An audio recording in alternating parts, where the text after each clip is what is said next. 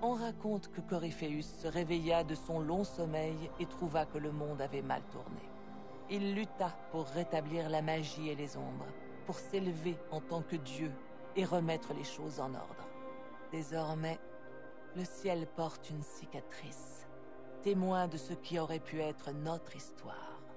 Elle est le symbole d'une grande victoire remportée contre le chaos, mais qui changea le monde à jamais.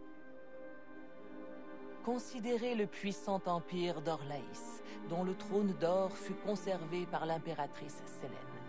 La guerre civile était terminée, la résistance elfique pacifiée, mais Gaspard préparait déjà son retour d'exil. Combien de temps s'écoulerait-il avant que l'impératrice ne commette un faux pas et qu'il hisse à nouveau ses bannières? Cette peur la hantait. Heureusement, Sélène n'oublia pas de montrer sa gratitude envers l'Inquisition. Certains prétendaient qu'elle s'accrochait trop fermement à cette alliance. D'autres savaient que c'était ce qui lui évitait la défaite. Dans les mois qui suivirent les événements de l'Inébranlable, la Garde des Ombres se reforma lentement dans le sud.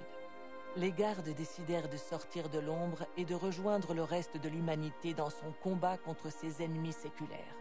Les rumeurs racontent qu'ils se seraient alors séparés de leur chef à Weishaupt et qu'une âpre guerre ferait désormais rage entre eux. Personne ne sut ce qu'il advint d'Alistair. Bientôt, nous ne reçûmes plus aucune nouvelle de Weishaupt.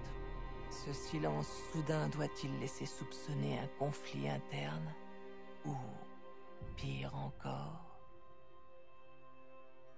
Un mois après la défaite de Coryphéus, la chanterie nomma Leliana à la succession du trône du soleil. Sous le nom de Divine Victoria, elle commença par mettre fin au cercle des mages. Désormais, les mages se gouverneraient seuls.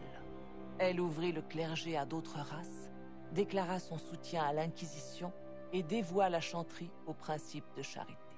La Divine Victoria suscita vite la polémique. De nouvelles sectes résistèrent à ses réformes, affirmant que son règne était une menace pour la foi. Sa réaction fut aussi prompte que meurtrière. L'unité fut maintenue, mais le sang coula dans les couloirs de la grande cathédrale. Les mages de l'Inquisition, anciens rebelles menés par la grande enchanteresse Fiona, durent prendre une décision. Lorsque Leliana décida de dissoudre les cercles, ils quittèrent l'Inquisition et reformèrent le Collège des mages, qui devint un nouvel ordre. Le but était de permettre aux mages du Sud de se rassembler dans la paix et de chercher de nouvelles solutions à des problèmes ancestraux. Et il semble que cela ait fonctionné. Les mages sont aujourd'hui acceptés dans tout Edas comme jamais ils ne l'ont été.